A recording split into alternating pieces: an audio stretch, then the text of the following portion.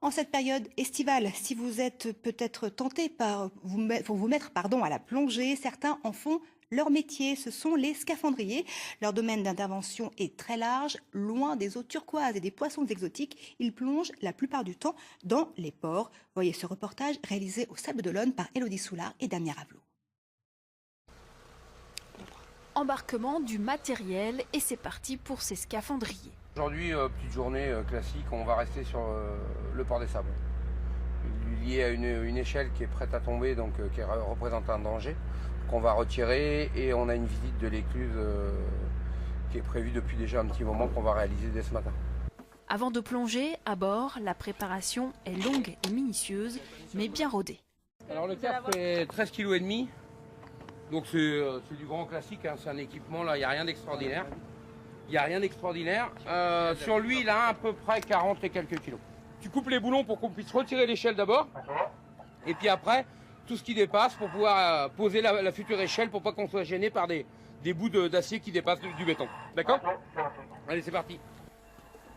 Le narguilé, tuyau tressé multicolore, est la ligne de vie du scaphandrier. Il lui apporte l'oxygène et l'électricité pour travailler sous l'eau. Contact ! C'est parti. Pendant toute l'intervention, le scaphandrier est en relation radio avec ses collègues restés à bord. Par sécurité, il ne peut pas plonger plus de 180 minutes par jour.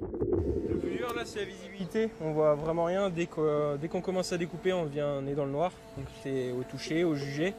C'est ce qui reste le plus compliqué. Après, c'est une petite opération qu'on a l'habitude de faire.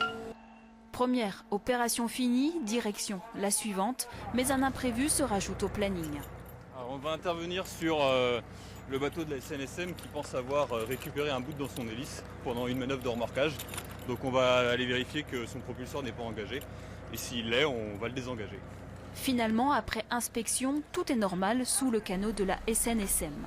Cette entreprise sablaise de travaux sous-marins existe depuis 2004. Avec ses 10 scaphandriers, elle intervient partout de la Bretagne à la frontière espagnole et même parfois à l'étranger, des travaux très variés.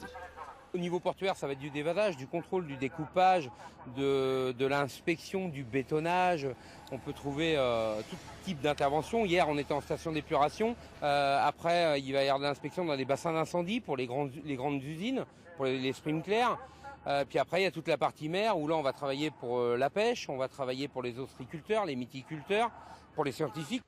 Cette société réalise en moyenne 5 interventions par jour, parfois insolites, comme le lavage des vitres de ce bassin, sans compter sur les urgences, comme le renflouement d'un bateau. En ce moment, ce n'est pas forcément